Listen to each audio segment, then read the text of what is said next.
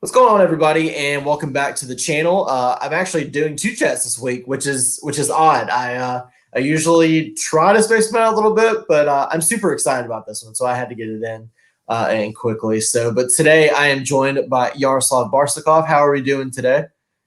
Doing great. Good, good. Better than ever. I mean, you just had a novella come out. I mean, you should be riding high, right? Oh yeah, I'm riding high on dopamine, So it's really. I mean, I will probably have a dopamine hangover when this finishes. After the blog tour. So I'll be like, oh my gosh, what am I going to do next? But right now it's great. Yeah, yeah. I feel like that was the kind of the same thing I had going during TBRCon. People were like, "You got to be exhausted doing this." I was like, "No, I'm getting that like adrenaline rush. Like everything's going great. It's good. Everything's hitting where it needs to be." And it kind of lasted for a little while, and then I really felt the hangover maybe last week. Beginning of this week, I was like, "That was a long week." Yeah. all great, but long. But it was so amazing. The panels were so good. I mean, this was absolutely an exciting experience. The personalities, the people whom you put together for the panels, whom you organized, the moderation, the questions, the atmosphere. It was awesome. Yeah. This should be at the forefront, man. Yeah, I'm hoping. So far, next year's is shaping up to be bigger, but it's still super early on. I mean, we're only in February, so I mean, we've got 11 months to go. But we've got, I think, about 70 signed up so far for next year's. And then we're gonna start doing some. We're gonna have some Zoom meetings to talk about it and try to make it bigger and better and promote it better and try to get more viewers. And it's gonna be fun. I think it'll be more fun than this year's, even though this year's was great. I thought it went really well. But I have a feeling next year's is going to be. We're going to do it like on multiple channels. We're going to have, more moderators. So I'll have to take the whole load. Next year, I'm expecting those huge billboards, on the high rise, on the side of the high rises. TBRCon, man. We can do that. Get up in Times Square, Yeah. So I want to talk a little bit about you. I want to know, tell me, who is Yaroslav Varsikov? I want to know, where did you grow up? How was it growing up? How did you get into writing? And then we'll go from there. Yeah, I'm Russian, very much Russian. So I grew up in Russia. I lived in Russia for the first 21 years of my life, and actually I was born in the Soviet Union. But it's a weird thing to say, because when people say I was born in the Soviet Union, they mean I was born behind the Iron Curtain. And I wasn't, because I was born right between Brezhnev and Gorbachev, and the war wasn't that cold anymore. So we had a lot of American products. We had exposure to American media, and I actually grew up watching DuckTales and gummy bears. So that was cool. But the thing was. Advertising commercials, I think they were lagging behind. So like DuckTales came out, I don't know, 1987 in America, and we watched it in 1991. So like a 4 years gap. So I can confirm that, but I have this feel that this gap also existed for all the commercials. So we were watching like 4-year-old commercials. Oh, there's a new thing, man. And I got my first vision of America and of the Western world from those commercials. And for a long time, for me, the image of America was kind of dictated by those Maybelline commercials. So I thought, okay, this is America is two things. It's those high rises, like Chicago buildings, and beautiful women with huge eyelashes walking past them, and Wall Street. So this is. I mean, you're not too far off. Yeah, it's close to the truth. But then, of course, I understood that the world is much more heterogeneous. But this kind of this pull and this initial longing remained, and I emigrated to Austria at 21, transferred from university to university, because I thought, okay, the US is a little bit too far away, the other side of the Atlantic Ocean. But Austria is, it's Central Europe. It's not so far. and we had some friends here, so why not? It's a cool country. It's a beautiful country to live in. The only difficulty I face is I have to speak 3 languages daily. This is something I always say, but it's the truth. So at home I speak Russian. At work I speak almost exclusively German, because the Austrians, they're very keen on using their language as opposed to English. And whenever we do something online, or whenever I write something, this is English. And of course, all the TV series, all the movies are also in English. So it's 3 languages. It gets difficult sometimes. It gets difficult also for writing, because you're writing something, and certain phrases, you're writing in English, of course, but certain phrases come to you in German or in Russian. And at first I just try to, I need a little bit to think. I need a moment to think. How do I translate that? But after a while, I just started writing whatever comes to mind, and translate this afterwards, because otherwise you just lose your flow. You come out of the zone. But this is a difficulty, so a lot of things are mapped to the German neural pathways. A lot of things are mapped to English neural pathways. A lot of things are mapped to Russian neural pathways. And also different languages lend themselves better to certain expressions. There's certain shortcuts in each language. Yeah. How did I start writing? I mean, I was writing for as long as I remember myself, so I was I wanted to write, I think, when I couldn't yet write, so I dictated my books to my grandma. She wrote them down. But you know what the fun thing is? I up until 7 years ago, up until 2015. Well, that's not 7 years; it's 6 years actually. But anyway, up until 6 I'll forgive you. Up until 2015, I never thought about being published. So I kind of just wrote short stories. I showed them to friends, published them on some forums, and I was happy with that. I didn't think about being, I need to sell that. How do I market that? How do I make it marketable? And I was happy for some reason. Now, I mean, the first thing I think about is, how long will it be? How do I start? And so on. What is the target audience?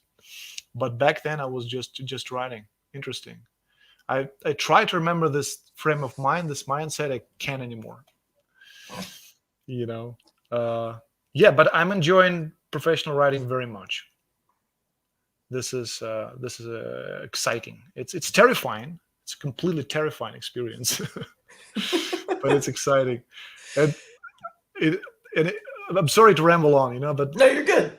In professional writing, I think that there are 2 most terrifying periods. The first terrifying period comes when you sell your first, before you sell your first short story. Because when you start, everybody's telling you, look, your first short story won't sell. Man, this is even if you're Proust, even if you're Shakespeare, if you're a complete genius, the first story won't sell. Don't think about it. Just do something, try to sell it, try to shop it, and then write another one. Mm-hmm. And all that, but still, for some dumb reason, you don't completely believe that. We'll just write it, and it will be wonderful, And of course, right. the first story doesn't sell, and it's devastating. You're like, each time you get a rejection, it's so hard. After 100 rejection slips, it's you don't feel it anymore. But at the beginning, it's very difficult. Mm-hmm. I mean, I've been lucky. I have to say, like my second story, which I wrote professionally, sold. But it sold. I mean, I'm incredibly thankful to 2 people, to Paul Tittlestar and to Alison Wilgos, who were editors of the Sockdolager magazine.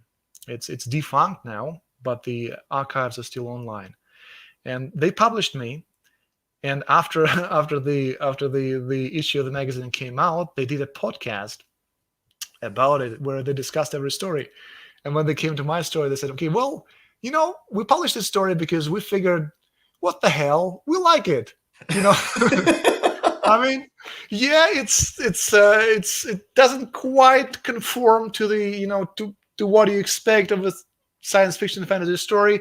But it was like the gesture of okay, we think it's good, we don't care what everybody else thinks, and they just took a chance on me, and I'm incredibly thankful to them for doing that. So I've been lucky in this department, but still, like, the first rejection slips were very, very terrifying and very heartbreaking. And then, of course, the second period comes when the first book comes out, and you get the first lukewarm reviews. And again, that's the same thing. You expect the lukewarm reviews; it can be all good, but I mean, when it comes out, it's like, oh my gosh, what is that? But then you get used to that as well. Yeah. I have to imagine, when you get your rejections, and it's telling that piece in your brain that you think this story is so brilliant, and it just hammers it. It's just like, you're not as good as you thought you were. You're not. Yeah, exactly. I did real estate for a while, and I was kind of used to hearing the word no. Like, are you looking for a house? Are you looking to sell a house? Da, da, da. And it's always no, no, no, no. And then I did a sales job for a summer when I was in college, when I was trying to sell ad space in like our university like agenda. You get like a year agenda where you can jot down notes and stuff, and then they have ads and so forth through them. And I mean, I think I got one yes out of about 150, 200 businesses that I spoke to. And I was like, that really makes your skin thick, but it also makes you not want to be in sales. So I would think, getting 100 rejections would be like, maybe I don't want to do this writing thing. Yeah, no, honestly, man, first of all, it's a very good analogy. And second, there's a saying that writers have to be like prize fighters. You punch them in the face, they get up. You punch them in the face again, they get up. You punch them in the face again, rinse, repeat. Mm-hmm. Yeah, but I say you can't get KO'd. You have to keep getting back up. You may get tapped to 9, but you got to at least get back up on your knees. Exactly. No, but it's also, if you have this drive to write, if you have some things that need to come out, they will still come out. It'll be like torture, like a terrifying process, but they will come out. But yeah, I mean, it's getting rejection is not pleasant, and the worst thing is, same as in sales, right? People will never tell you, or maybe in sales they will tell you that they're pissed. They will tell you, why they're saying no. But in literature, most rejection slips are formal. They will just shoot you. I mean, they used to be more personal previously, when people were actually mailing stuff, with the physical letters. But right now, everybody has a chance to shoot an email. It takes about 2 minutes to press a button. It takes 2 minutes to say, sorry, you're rejected. Bye. Yeah. Yeah. I'm saying more from the other side. So it's a lot more submissions now, because people previously, you write something, think, okay, I have to go to the post office, have to buy some stamps.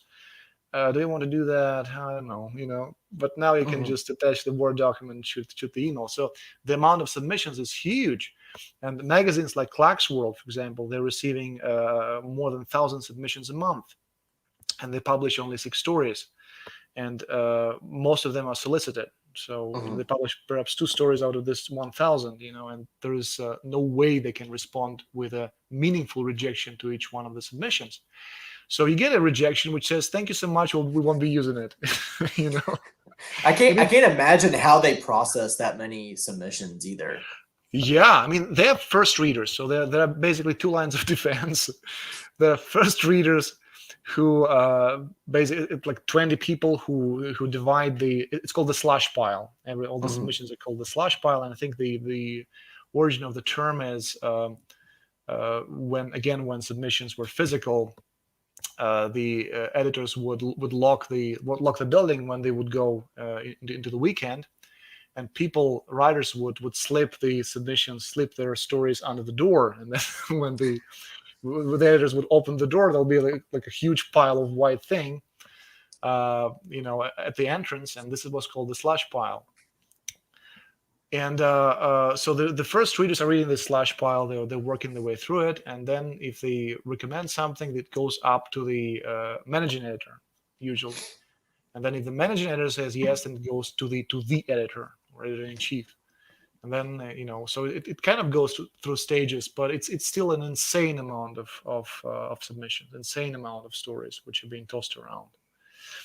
But when you get at this formal slip, it's really soul crushing, because there is no indication as to why it was rejected. Maybe it was a small thing, something. We do. I mean, we wanted a more active protagonist, or we didn't like the main hook. But you think the thing which first comes to mind, I'm completely worthless. It's no good. But it goes away with time. This type of thinking. Yeah, I'm sure. I mean, you gotta. I mean, if you're going to continue to do the writing thing, you got to have thick skin, right? And you got to. I mean, I know a lot of authors who just laugh at 1-star reviews now. And I mean, you look at like Joe Abercrombie, who like posts them on Twitter, and he's like, "Today's 1-star review," and it just laughs at it. It's not like I feel like eventually you just got to do that. I mean, you throw it out there. You have to know not everybody's going to like it. Hopefully some people like it, and if they do, they tell you they do. It makes you happy and giggly. And if they didn't, then I'm not the person you should be reading, or maybe not this one. So, yeah. But yeah, it's I don't know. Every time I think about sitting down to read, it's not even like I'm going to submit this and get rejected, or hopefully I submit this and I get approved. It's just like, I don't know. I feel like I have all these ideas that are coming to my mind, and I write them down, and then I just don't do anything with them. I'm like, how do I expand that? I don't know where to go from here. And I'll write a couple of pages, and I go, maybe I should have like outlined or something. I feel like I have a really good beginning, but I have no middle or end. Well, I mean, having a good beginning is a huge thing, because I have an exactly opposite problem. I always have the end exactly in the form in which it appears in the end product. I never in my life, I think, rewrote the ending. But man, I rewrite the beginnings all the time. Yeah. Like for Tower, it's like the 5th or 6th variant of the beginning which I wrote. And the reason for that is you approach the story in a much different way than a reader who just comes in fresh approaches it, because everything, the characters, they're like buddies to you, maybe enemies if they're the antagonists, the setting, you're intimate with the story itself, with all the narrative turns. And then a person comes in completely fresh, completely unaware of any of this. How do you make this interesting? How do you make this not overwhelming, Because at the beginning, you have to do the right amount of world building. On one hand, not to overwhelm the reader. On the other hand, to give the reader a glimpse of things to come. Mm-hmm. You can, for example, start a fantasy. So we have those tulips in the first scene of the tower, because my editor told me, okay, listen, we need the tulips there, because otherwise you don't have the hint that it's really fantasy. Mm-hmm. So the first beginning which I did was very like George Martin style. There were like some politics. There was just people basically interacting with each other, and then you don't get the glimpse of what's to come. Mm-hmm. You need to give it to the reader. So you have to balance this thing like almost like an equation, and I rewrite beginnings all the time. I feel like some of it's a little bit, like how much do you want to show and how much do you want to tell? Exactly. And I can see what you mean, about putting that little bit of the tulip in there, because otherwise it just feels like kind of like steampunk. You've got your airships, and there's some machinations going on, but that's kind of all you see, and then you get that and you're like, well, that's interesting. I want to know more about that. And then the way you do it, you just kind of casually mention it every now and then, without showing too much, which is intriguing. I feel like if you do too much show, you don't keep the reader going. You're just kind of like, oh, well, no, I kind of know what happens. And then, but if you just kind of hint at it, or here's a glimpse, kind of like you ever see the movie Cloverfield?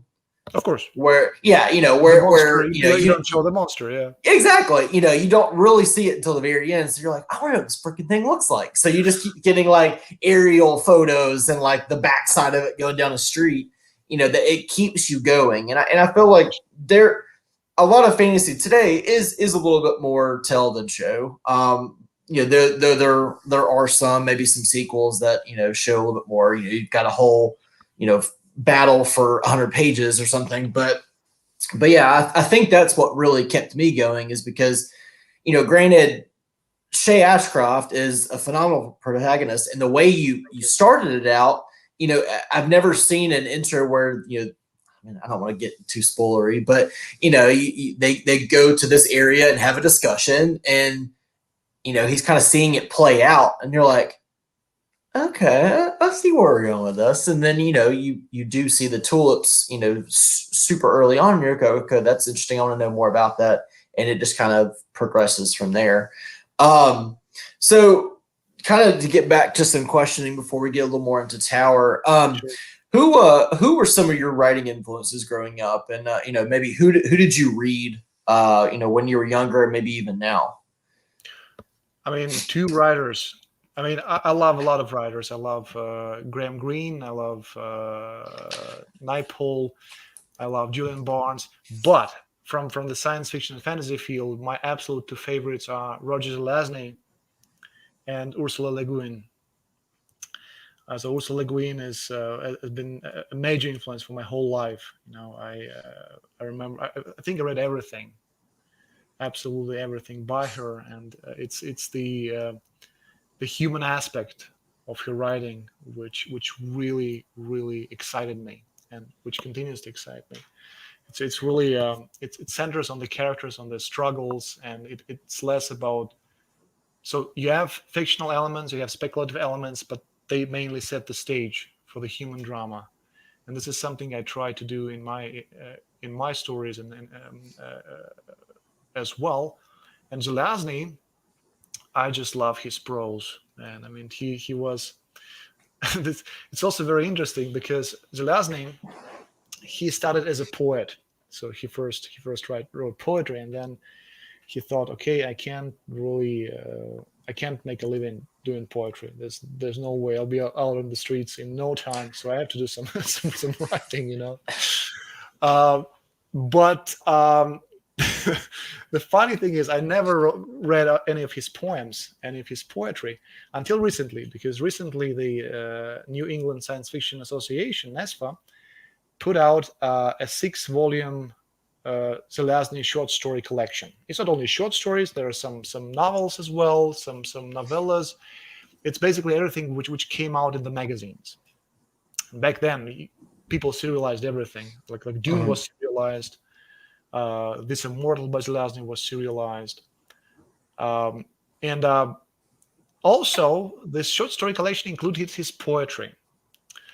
And I remember I once read the eulogy for Zelazny written by George Martin. And the background is that Martin and Zelazny both lived in Santa Fe. I think Martin still does. And when Martin arrived, I think Zelazny loaned him some money or something, and they became friends. And they remained friends until Zelazny's death. And Martin writes that by the end of his life, Zelazny played a little bit of tabletop RPGs. And being the amazing creative mind he was, he created a lot of characters for those RPGs. And one of those characters was a Chinese poet declaring bad rhymes thunderingly as he walked down an endless road. And apparently, from how he wrote it, Martin firmly believed that the poems were bad on purpose. But honestly, man, I read the Zelazny's poetry in this 6-volume collection, and it's I don't know, man. I don't think it was bad on purpose.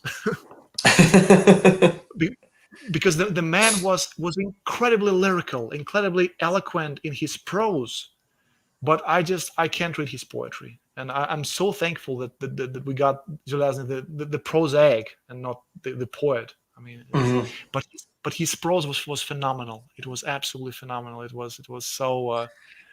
I only wish I could write like this. So since he was one of your favorite writers, is that kind of why you decided to serialize Tower of Mud and Straw? Because didn't you bring it out in this kind of a serialized fashion before it got published? Yeah, I wanted to copy, copy my idol, copy the. It's funny, but it's like this. So there's no achievement tied to serializing. It's just it's those things are done, but still, okay, I did it like Julian did it. Yeah, I was just curious because I know, like there are some authors that do stuff on like Patreon where they'll do like a chapter a week or a couple of chapters every week for the people that subscribe to them. So I was curious if that was a mode that you were familiar with, and if that's kind of why you decided to do that, or was this just how you kind of planned it out? No, I wasn't familiar with this mode, but the thing here is that it serialization imposes certain constraints. So first of all, you have to break the story down into comparable chunks. Mm-hmm. So my editor told me immediately, okay, Yare, look, at most 4 parts, each part at most 10,000 words. So spoiler alert, I didn't make it. So immediately the first part was like 12,000. But I mean, thankfully he said, okay, let's roll with that. But the thing is, yeah, you have to break the story into those chunks, and those chunks ideally have to be able to not to stand out on their own. You need obviously the information from the previous ones, but they have to have certain beginning and a certain resolution, and a certain pull for the reader to go into the next one. So it's a constraint. It's a constraint, definitely. But somehow the story, which the way I devised it initially, the way I outlined it, it lended itself to this structure real well. So I just got lucky. Yeah. Are you planning on using that mode on future works? Because I kind of enjoyed it. I mean, I didn't read it as a serialized novella. Clearly I just read it straight through in the novella form. But is that something that you enjoyed enough that where you do it again? I probably not, because probably not. I'll tell you why. No, it wasn't bad. It wasn't bad, but the thing here was I thought that it would be like almost like a TV series, So you will kind of you will publish the first part, and then people will talk about it, maybe if you're lucky, and then you will get into the second episode, you will promote it, and people will talk about it some more, and there'll be some discussions, but it doesn't happen. Because the thing here is you have promotion mode for short stories where they promote basically the whole magazine issue, and you have promotion mode for books when they promote a certain book. And all the things that fall in between are highly problematic. How do you promote, for example, a second issue of a magazine came out where the second part of my novella is? It's difficult, Yeah. It's difficult to promote, and it's we tried a lot of things. So we like even did a Reddit Emma Ask Me Anything thing when the first part came out, but we did it like for the whole magazine.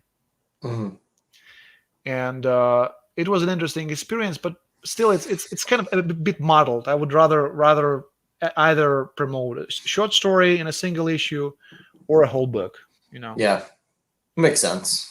Yeah, and there's only so much you can do on social media yourself as well. I mean, you've got to get other people involved and get them, which is kind of the issue I did with TV Archon. I mean, now I've got 15 reviewers on my site, so I have other people to do it on top of other blogs and so forth. But that was my main issue, is that I just didn't have the backing for it. So it's just like you either see it on my feed or hopefully an author talks about it a little bit, and that's about it. Because I mean, there's some other places that you kind of have constraints for. Like everybody asked me, why didn't you put it on Reddit? I'm like, because it's self-promotion. They don't allow you to do self-promos. I mean, you've got, what is it, like 1.5 million people on fantasy, our fantasy or whatever. I'm like, I'd love to tell everybody about it, but they they smacked my hand when I did that for Mayday Con last year. So you know, and I'm not super like about Reddit. I mean, no offense to anybody who is.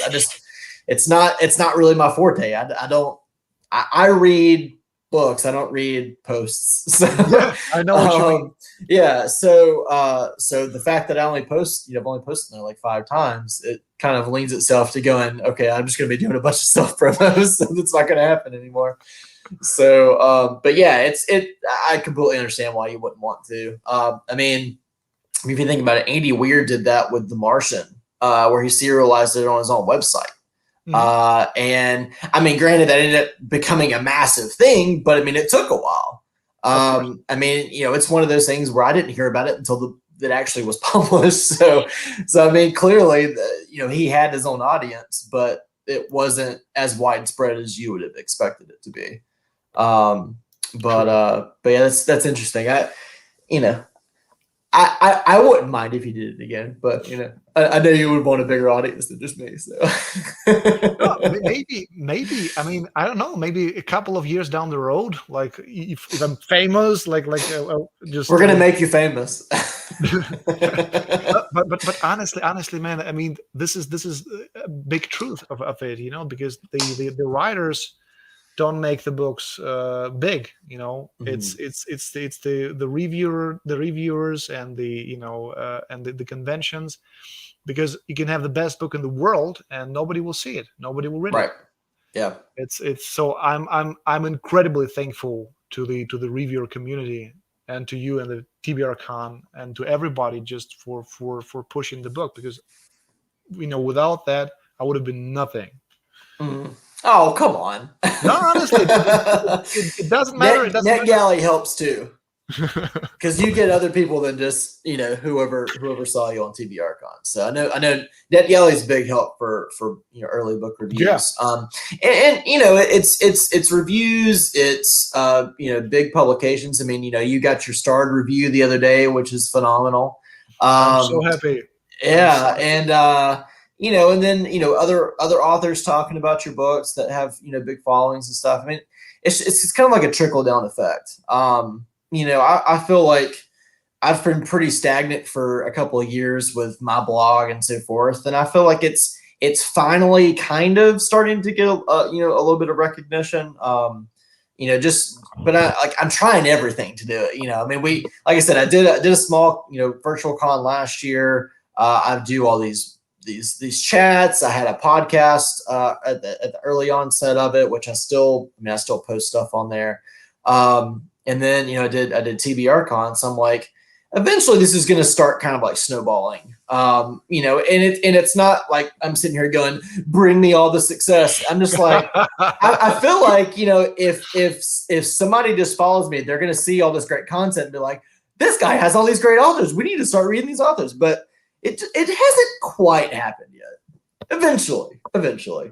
But it's nice. It's nice when I can Google Fanfi Addict and the TBRCon shows up. I'm like, that's pretty neat. Oh man, you're big. Come on, you're big. Because the other day I went to this science fiction Writers of America forums, and there is a spoiler alert. There's a topic there for promotion reviews and all that stuff. And I just opened the topic, and Fanfi Addict comes up 3 times.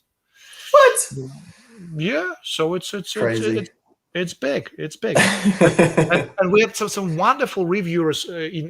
As I found out later in the audience at this global sci-fi panel, like Arena from Queen's Book Asylum was there, I think, and Aqua Venatus, Misty, Lois Young was there, and just it's just great people. Great. Oh people. Yeah, the community is amazing, and it's nice. John Bob was there. Yeah, it's nice that we have this community, because there are a lot of people who do BookTube, and they're great. Daniel Green, Mike's Book Reviews, Patrick Leo does BookTube stuff now. But then there's also kind of, I would say, the smaller side of it, like us, like some of the names you named, and then there's gosh, what we got Bibliosanctum and a few others that are known in the book community, but maybe not beyond that. I've done a little bit of booktube stuff here, but I'm not big in booktube. I'm probably more known for the blog, but just a matter of time. Just a matter of time to get whatever.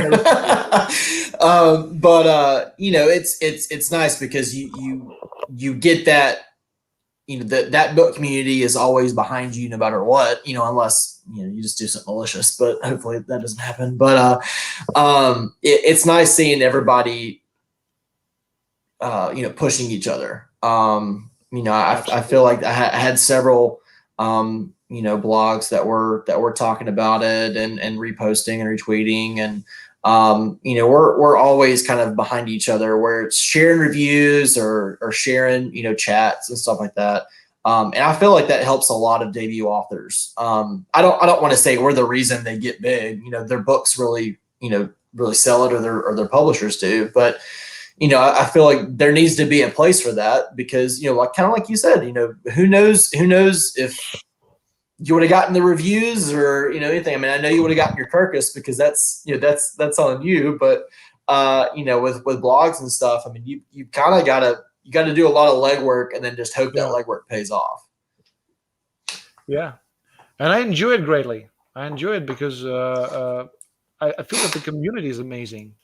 Community is really amazing, because you would expect people, to be maybe jealous of each other and so on, but there is no animosity, no negative feelings between people. Is just. I mean, I'm not sure how is it in other genres. Maybe it's only the sci-fi and fantasy. Now, I will say I feel like the jealousy isn't shown on social media. Sometimes there's some jealousy there. I will say that I've been jealous of Patrick many a times. We've actually known each other for a while. We used to review on Book Nest back in the day. That's kind of how we both got our start, until he went to Novel Notions and I started mine. But yeah, I've been jealous of him for a while, and I still am. That's just the way it is. But you got to tell yourself, I'm like, everybody has their own thing. You just keep going. Eventually, you may get there, you may not, but the journey along the way is fun. I don't think I'll ever be as big as a name as him, but I'm enjoying what I've got. Don't sell yourself short. Don't sell yourself short. He really is. But don't. And he's got a great following on Goodreads, and he's earned that. I mean, he's, I'm in a bunch of US reviewers, and eventually it'll happen. But I feel like I do pretty good for myself. So absolutely. Yeah, no, but I'm talking about different kind of jealousy, because this is a good jealousy. This is a kind of, you have like a goal before you, and say, okay, this is where I'll get in a few years. Mm-hmm. This is productive, and this is positive. Same with Min Jelazny, okay, man, he writes better. but there are other kinds of jealousy, and there's pettiness, Mm-hmm. There can be pettiness when he did this blog post and it's better than mine, but I don't see that in the sci-fi and fantasy reviewer community. I don't see it. So I see only the productive things, and this is great. Yeah, you see people lifting each other up, which is always great. I mean, you see every now and then. I mean, of course, if you're on Twitter, you see people trying to stir the pot every now and then, but then you see like the leagues of people that come after them. So it's pretty great to see. I mean, you always have the couple of topics that for some reason come back annually, because there's one person that didn't see it. But if somebody ever comes out and does something outlandish, that they're going to get fed up pretty quick and get tons of tweets at them. So. But yeah, the book community has been great. It's, and I feel like since the pandemic started, it's gotten even better. I feel like, because most people have a little more time for social media and have a little more time for engagement and stuff. So I feel like that's definitely helped. To get back to you though, let's not talk about me. We're here to talk about you. Let's talk about Tower, Mud, and Straw. So I want to know, tell the audience a little bit about the novella, and then tell me about your inspiration for the story. Sure. First of all, I mean, this is a very, I would say it's a very unusual fantasy, because a lot of reviewers tried to pin down the exact genre, and just a lot of people just gave up. Okay, this is I can't define this. It has different elements. It has steampunk elements, as you've mentioned before. It has Gaslamp, very strong Gaslamp fantasy elements.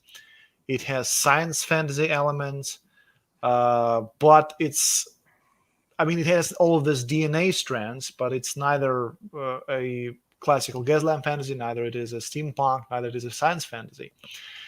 And the truth is that those elements are there mainly for the stylistic purposes, because theoretically speaking, I could have done without the airships, So that just, then of course it's difficult to explain why you have the anti-airship tower, but I could have thought about something. But it's cool. It's cool to have characters traveling on an airship. So it's unusual. It's also very eclectic in terms of time periods, because you have you have medieval castles, like the Olenbeck castle is obviously very medieval. At the same time, you have industrialization era workshops when you move into the third part of the story, third act. And at the same time, you have again airships, zeppelins, which are very much early 20th century. So it has this mix of elements, and I think they work together. Yeah. One of the ways I approached this was I separated the elements in space. So you have like airships in the capital, you have medieval castles in the province, you have workshops in some other part of the country.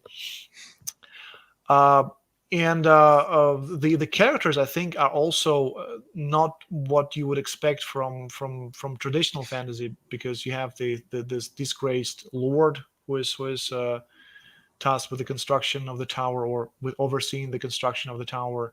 One of the main characters is the chief engineer of the tower, who harbors a secret, connected to the construction.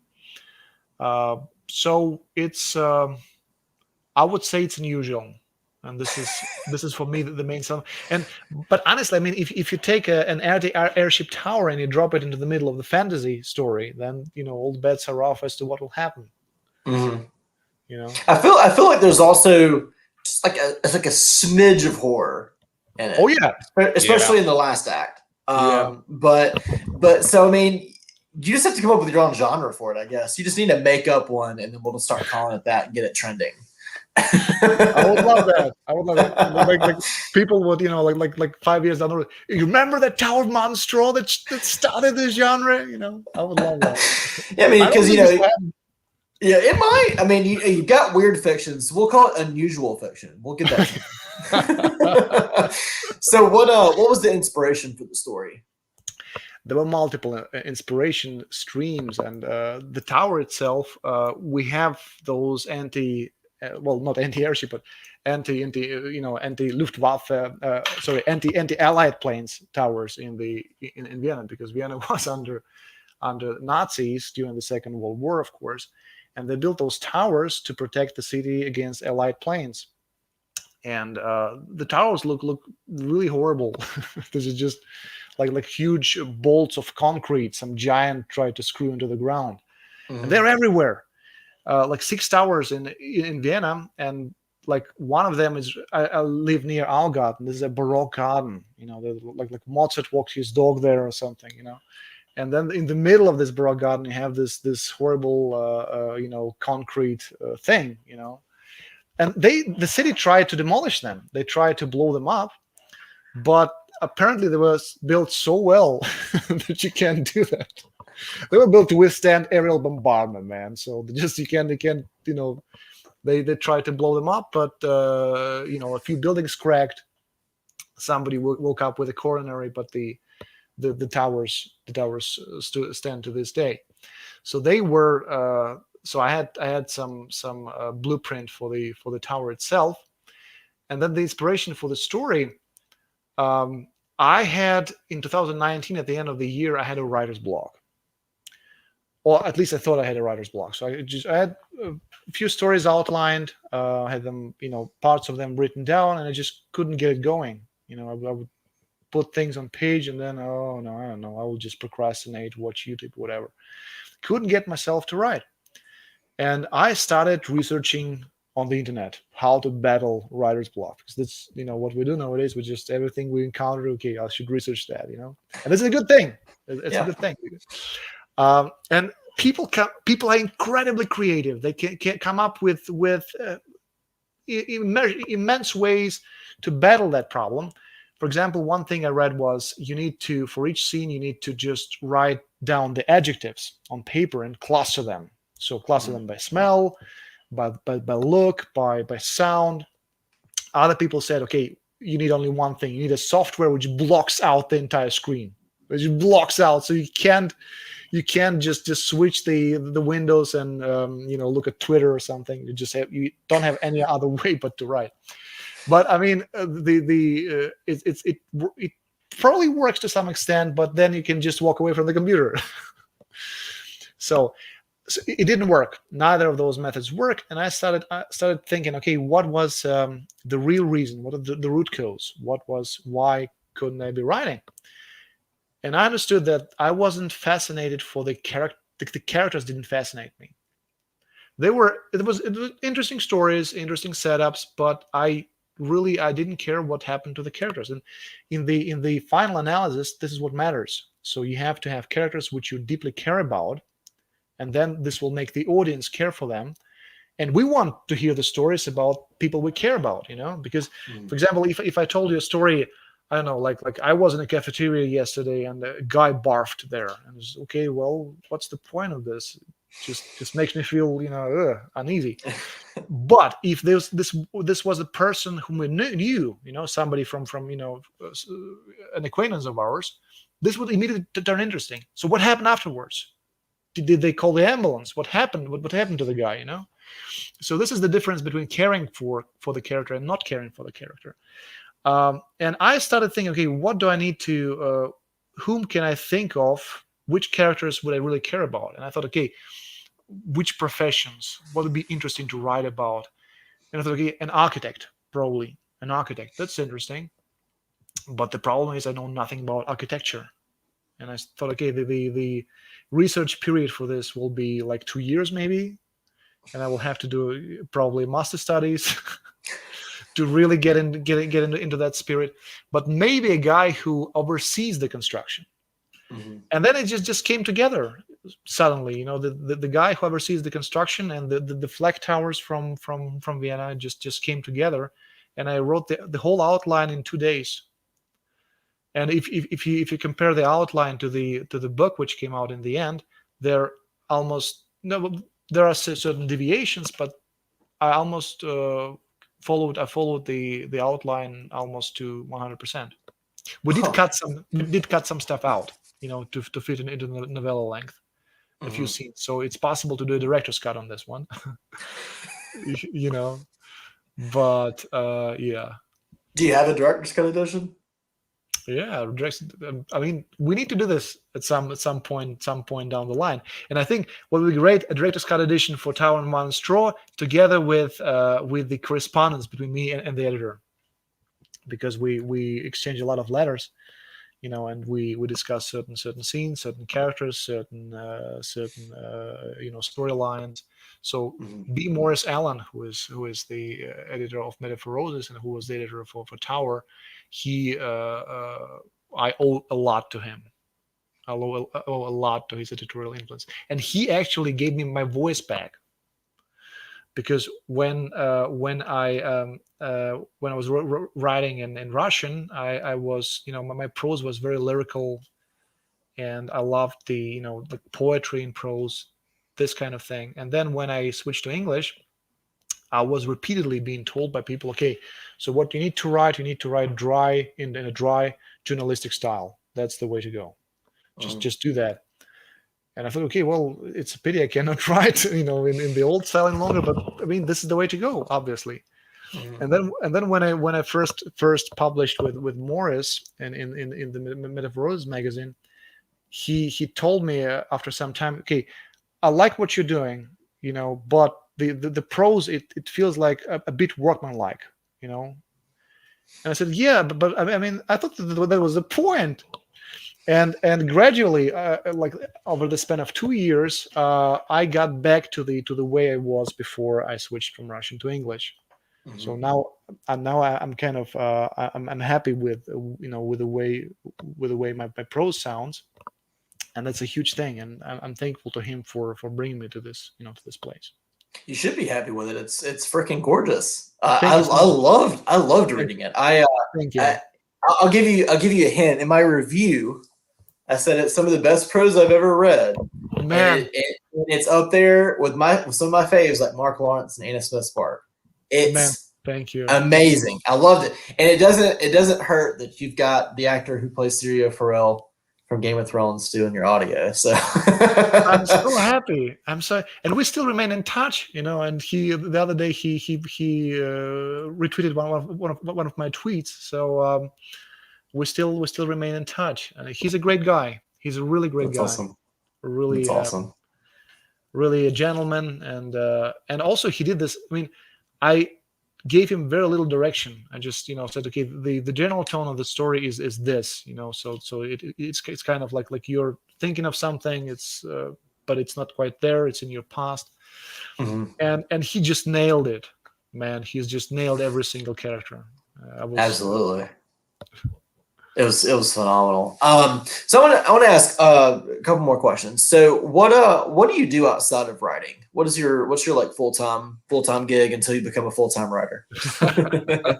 If ever. Yeah. Well, I work at a bank and I'm a software engineer. So it's a great place to work, with a lot of possibilities for creativity, but of course, admittedly, not as great as writing. But I'm thankful to have this job. It's great people. It's cool. As for the hobbies, I now less than before, but I still play classical and electric guitar.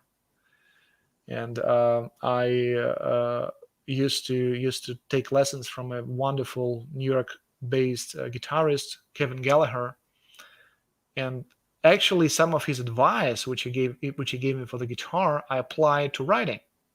Mm-hmm. Because interestingly enough, although of course there's a different avenues of artistic expression, but still some things apply. Some things are very similar. Like, for example, in a song, you have tension, you have release, you have build up.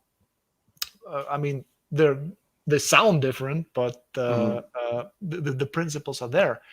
And what he told me, I think I talked about this at the TBR Con. On a classical guitar, you play polyphony. So you play lead, for example, lead and bass lines on one guitar at the same time. And of course, the problem here is how to make them audible to the audience, or to make them distinct. And I asked him that, okay, Kevin, how do I do that? So this is very simple, Yari. If you're playing, you're listening to your own playing, and you hear those distinct lines and you loving them, then this is what the audience will hear. And this is kind of a very counterintuitive thing, I think, for music, because your initial instinct will be to play for the audience, not for yourself, for the audience. But and this is not only Kevin. I saw a video of Bowie the other day, and he said, never play for the gallery. Never play for the gallery. In a sense that you have to be out there, but you have to play using your own sensibilities, And if you're loving that, then the audience will love this too. And this was, I think, the most valuable advice he gave me, and this is the advice which I also applied to my writing. I mean, obviously, you have to play for the gallery a little bit, right? Because you have, like with those beginnings, you have to have certain components to make it palatable. Mm-hmm. But as far as expressive instruments go, you should go with your own sensibilities and your own judgment. And if you're loving it, then the audience will love this too. So I still play classical guitar, but not as much as before. Now writing is taking up a lot of more time. Writing doesn't take up any time. You get like 5 minutes to 5,000 words, you're good, right? I'm a slow writer. I'm a slow writer. I produced. I know how that feels. So, last question I got for you: what are some books you've read recently that you'd recommend? Like this 6-volume short story collection with Lazny, man, it's amazing. It's really good. It's half of the stuff in there people probably have never read, and it's really good. It shows what a beautiful writer Zelazny was. So I definitely recommend this. Even if you can, if you can get all the 6 books, like The Road to Amber, the Amber stories, which take place after the second Amber Chronicles, and these are great. The first volume, which shows you how he progressed through the years, how he developed his craft. These are amazing. Okay, fantastic. Well, everybody that's watching, so Tower of Mud and Straw is out now. You can get it in ebook and paperback format. It is a phenomenal read. I actually just finished it yesterday, so my review will be up. So we'll say today, because this is actually going to come out tomorrow. So on the 26th, my review will come out with this video, as well as my co-blogger Justin's, to go along with the blog tour for Tower of Mud and Straw that ends tomorrow. Correct? So I guess it ends the same day as everything comes out. So we're going to end on a bang. Exactly. It ends on a total bang. I couldn't. But I would definitely recommend you go check it out. Do you know when the Audible or the audiobook actually drops? I don't know yet, but I have to discuss it with my publisher. But it will drop, definitely. Okay. We're not leaving this stuff on the shelf. Yeah, because I got a super secret copy of it, so as I know it's not out yet, but I definitely want to listen to the finished version when it's out, so I'll make sure I grab a copy too. But Yaroslav, I want to just tell you how thankful I am for you for being a part of TBICon, to just being a wonderful person to chat with on social media, and especially on camera, and just for writing a wonderful novella. So Tower of Mud and Straw, definitely go grab it. And Yaroslav, thank you so much for being here. I appreciate you taking the time to come chat with me. I appreciate you doing this interview, and David, thank you so much. It was a great pleasure. Absolutely. We'll do it again. I know we will.